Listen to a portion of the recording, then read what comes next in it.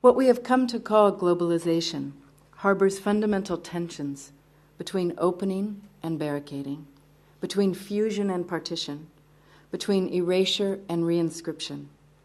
These are tensions that materialize as increasingly liberalized borders on the one hand, and the devotion of unprecedented funds, energies, and technologies to border fortification on the other.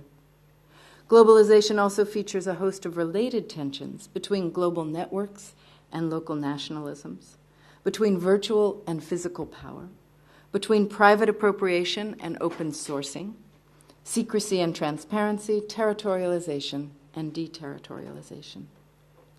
One place that these tensions nest is in the new walls striating the globe.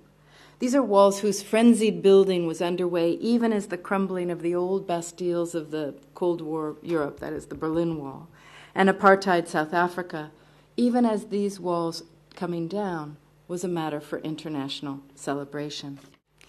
Now, if these walls vary in what they aim to deter, poor people, workers, asylum seekers, drugs, weapons, other contraband, smuggled taxable goods, kidnapped or enslaved youth, terror, ethnic or religious mixing, peace, other political futures.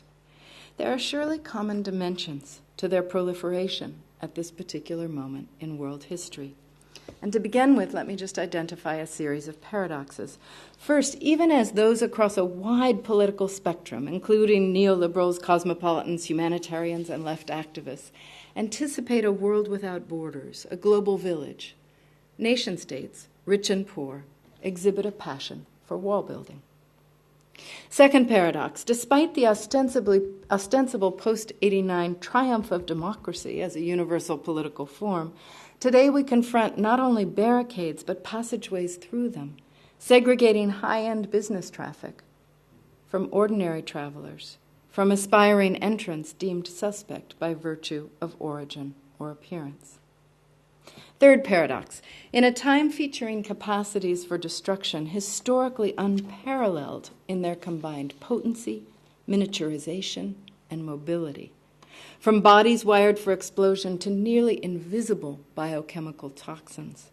These deadly but incorporeal powers are perversely answered by the stark physicalism of walls. So, three paradoxes, one featuring simultaneous opening and blocking, one featuring simultaneous universalization with exclusion and stratification, and one featuring networked and virtual power met by crude physical barricades.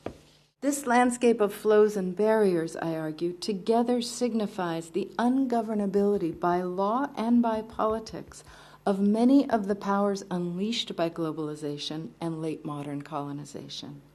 They signify a resort to policing and blockading in the face of this ungovernability. Mike Davis notes that the new walls resemble dams insofar as they're built to regulate rather than impede flows. But they're like dams in another respect. They are visual signifiers of overwhelming human power and state capacity. As such, they not only recuperate a faltering distinction between us and them, between inside and outside, law and non-law, but distract from the reality of global interdependence with images of autonomy, self-sufficiency, and above all, they dissimulate failing nation-state sovereignty with an image of its rectitude and its might.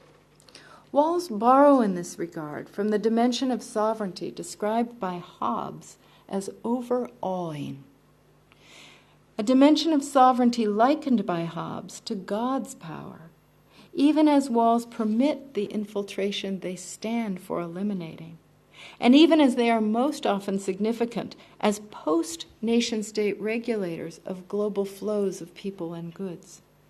If as scenes of awe rather than efficacy, image rather than impediment, force rather than might, right, they stage sovereign power in its most theological dress.